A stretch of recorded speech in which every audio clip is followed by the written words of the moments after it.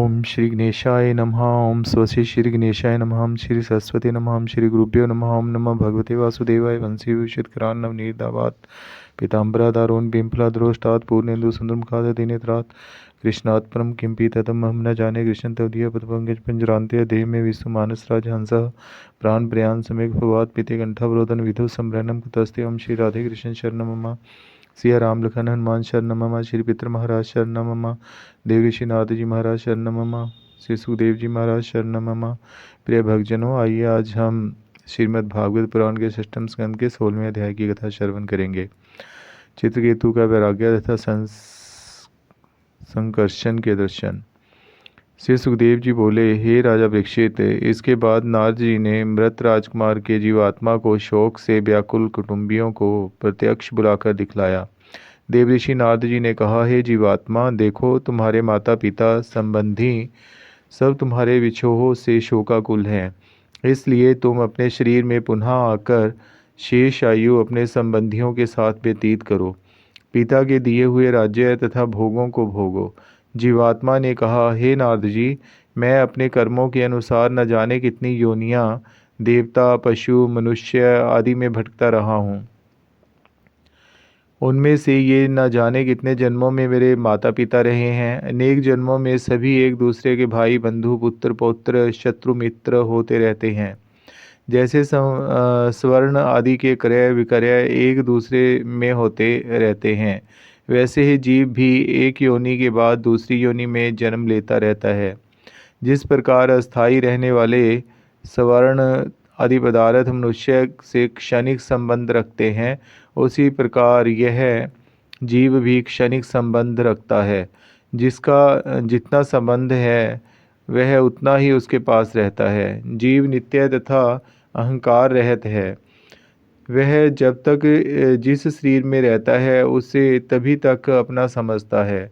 सच पूछा जाए तो यह जीव नित्य अविनाशी, जन्म मरण से रहित, सबका आश्रय तथा स्वयं प्रकाश है। यह ईश्वर रूप होने के कारण स्वयं को विश्व में प्रकट करता है। इसका ना कोई मित्र है, ना कोई शत्रु है। वास्तव में यह अद्वितीय है। यह आत्मा स्वतंत्र है। यह आत्मा शरीर आदि के कर्म तथा गुणों को ग्रहण ना करके उदासीन रहता है। श्री सुखदेव जी बोले, हे राजन, जीवात्मा यह कहकर चला गया। जीवात्मा के ऐसे वचन सुनकर सबको आश्चर्य हुआ तथा सबका मोह दूर हो गया और वह मृतक बालक के शरीर की अंत्येष्टि क्रिया करके शोक, मोह, दुख से निवृत्त हो गए। हे राजन, जिन रानियों ने बालक को विष दिया था, वह बाल हत्या के कारण श्रीहीन हो गई। उन स्त्रियों ने जमुना जी के तट पर जाकर ब्राह्मणों की बताई हुई विधि से बाल हत्या का प्रायश्चित किया। राजा चित्रकेतु को भी नारद तथा अंगिरा के उपदेश से वैराग्य प्राप्त हो गया और वह घर गृहस्थ आदि को त्याग कर चले गए। उन्होंने यमुना जी में विधि पूर्वक तर्पण किया। तत्पश्चात इंद्रियों को वश में करके तथा मौन व्रत धारण करके देवऋषि नारद और अंगिरा जी के निकट आए तथा उनके चरणों में प्रणाम किया। तब नारद जी ने इस प्रकार उपदेश किया। देवऋषि नारद बोले, ओमकार स्वरूप परमात्मा आप ही के चतुर्व्यूह रूप के 4 प्रकार के दर्शन हैं। आप वासुदेव, प्रद्युम्न, अनिरुद्ध तथा संकर्षण स्वरूप से चित्त, बुद्धि, मन तथा अहंकार के स्वामी हैं। मैं आपको नमस्कार करता हूँ। आप अपने परमानंद में ही मगन रहते हैं। आप में द्वेष भाव नहीं है। राग द्वेष जो आप अपनी माया से प्रकट करते हैं, उन सब से रहित है।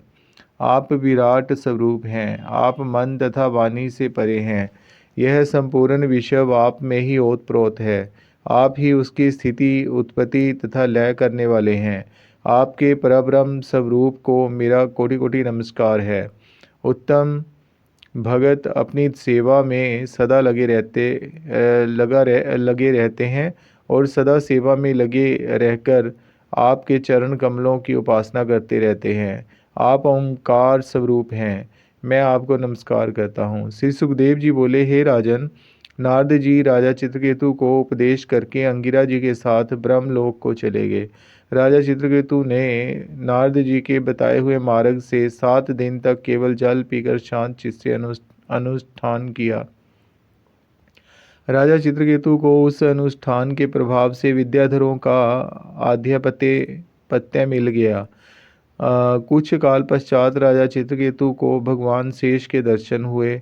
उनका रंग गौरवर्ण, शरीर पर नील वस्त्र धारण किए हुए, सिर पर मुकुट, बाजूबंद, करधनी आदि आभूषण धारण किए थे। उनके नेत्र रत्नारे तथा मुख प्रसन्न था। राजा चित्रकेतु भगवान अनंत के दर्शन पाकर गदगद हो गए। उनके नेत्रों से प्रेमाश्रु बहने लगे। चित्रकेतु ने उनकी इस प्रकार से स्तुति की। चित्रकेतु बोले, हे परमात्मन, आप विश्व के स्वामी तथा अजय हैं, किंतु फिर भी भक्तजन आपको जीत लेते हैं। आप भक्तों के अधीन रहते हैं। जो जन निष्काम भाव से आपको भजते हैं वह सर्वश्रेष्ठ हैं। उन्हें आप सर्वस्व अर्पण कर देते हैं। जगत की उत्पत्ति स्थिति लय आप ही के अधीन है। एक परमाणु से लेकर महतत्व तक सब में आप व्यापक हैं और कुछ भी शेष नहीं रहता है, केवल आप ही शेष रहते हैं। यह संपूर्ण ब्रह्मांड कोश आपकी प्रेरणा से स्वतः घूमता रहता है। आपके आदि मध्य अंत का फिर भी कुछ पता नहीं चलता है। इसी कारण आपको अनंत कहते हैं। जो नर पशु उस काम भाव से आपको भजते हैं वह वास्तव में अज्ञानी है। उनकी वह इच्छा पूर्ण हो जाती है, किंतु उनकी तृप्ति शेष रहती है। तृप्ति तो तभी पूर्ण होती है जब आप उसे प्राप्त हो जाते हो, और आप निष्काम भाव से भजने पर ही प्राप्त होते हैं। हे भगवान, मैं आपकी सेवा तथा निवेदन करने में असमर्थ हूँ। जिस प्रकार सूर्य के सामने दीपक व्यर्थ है, उसी प्रकार आपके सामने मेरी भेंट तथा अन्य वस्तुएं भी व्यर्थ ही हैं।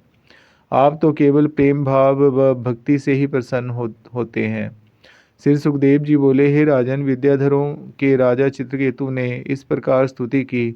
जब भगवान शेष जी बोले, भगवान ने कहा, हे राजा, तुम्हें देवऋषि नारद तथा महर्षि अंगिरा ने जो विद्या बताई है उससे तुमने मुझे प्राप्त कर लिया है। मैं ही इस जगत में समस्त प्राणियों में व्यापक हूँ। यह जगत मुझ में स्थित है, मैं जगत में स्थित हूँ। वेद और ब्रह्म दोनों मेरे ही स्वरूप हैं। मैं जगत का कर्ता हूँ, मैं ही ब्रह्म हूँ। जब जीव मेरे ब्रह्म स्वरूप को भूल जाता है तभी अपने से मुझको अलग मान बैठता है। इसी कारण वह संसार चक्र में भ्रमण करता रहता है। केवल यह मनुष्य जन्म ही ऐसा है कि इसमें मुझे पहचानने का ज्ञान प्राप्त होता है। यदि वह इस में मुझे नहीं पहचान पाता तो फिर वह किसी योनि में मुझे नहीं पहचान सकता। मनुष्य जितने भी यज्ञ आदि कर्म दान इत्यादि करता है, दुखों से मुक्त होने के लिए ही करता है, किंतु कर्मों से वह दुख मुक्त नहीं हो सकता है। जब तक उसे मेरा ज्ञान प्राप्त नहीं होता है तब तक उन यज्ञादि शुभ कर्मों का फल भोगकर फिर संसार चक्र में घूमने लगता है। उस जीव को परम सुख तो तभी मिलता है जब वह मुझे प्राप्त कर लेता है। कर्म के चक्कर में पड़ने वाले को उल्टा फल मिलता है। मेरे में श्रद्धा बढ़ाने के लिए ही शुभ कर्म किए जाते हैं। मेरे में श्रद्धा बढ़ने पर कर्मों का त्याग कर देना चाहिए। तो तत्वज्ञानी है, इसलिए जो तत्वज्ञानी है उन्हें भली प्रकार जान लेना चाहिए कि जीवात्मा की भलाई केवल इसी में है कि वह ब्रह्म तथा आत्मा जीवात्मा की एकता का ज्ञान प्राप्त करके दोनों को एक समझे। हे राजा, तुम इसी विधि से मुझे प्राप्त कर लोगे। इतना कहकर भगवान अंतर ध्यान हो गए। बोले श्री कृष्णचंद्र भगवान की जय। स्वामी राधा रानी महारानी की जय। सिया राम लखन हनुमान जी की जय। श्री पितृ महाराज की जय। देव ऋषि नारद जी महाराज की जय। श्री सुखदेव जी महाराज की जय। प्रिय भक्तजनों, षष्ठम स्कंद के 16वें अध्याय को हम यहीं पर विश्राम देते हैं। 17वें अध्याय की कथा हम कल श्रवण करेंगे। जैसा कि आपने प्रिय भक्तजनों सुना कि प्रभु की निष्काम भक्ति करने पर ही प्रभु की प्राप्ति हो सकती है, और प्रभु को प्राप्त करना इतना सरल है कि जैसे हम बिजली को देखते हैं। हमारे घर में जो बिजली होती है, बिजली को जब हम स्विच ऑन करते हैं तो एकदम से वो बिजली का बल्ब मच जाता है। इसी प्रकार प्रभु भी हैं। अगर हम बहुत ही प्रीति से, बहुत ही श्रद्धा से प्रभु को बहुत प्रेम पूर्वक हम बुलाएंगे तो प्रभु निश्चय ही हमारे सामने प्रकट हो जाएंगे। इसलिए विनती है, अपने इस मनुष्य जीवन को जो आपको परमात्मा ने प्रदान किया है, इसको सफल कीजिए और क्षण क्षण इस शरीर के रोम रोम से, श्वास श्वास से प्रभु का सत्संग सेवा सुमिरन कीजिए और अपने इस जीवन को सरल और प्रभु के चरणों में लगा दीजिए।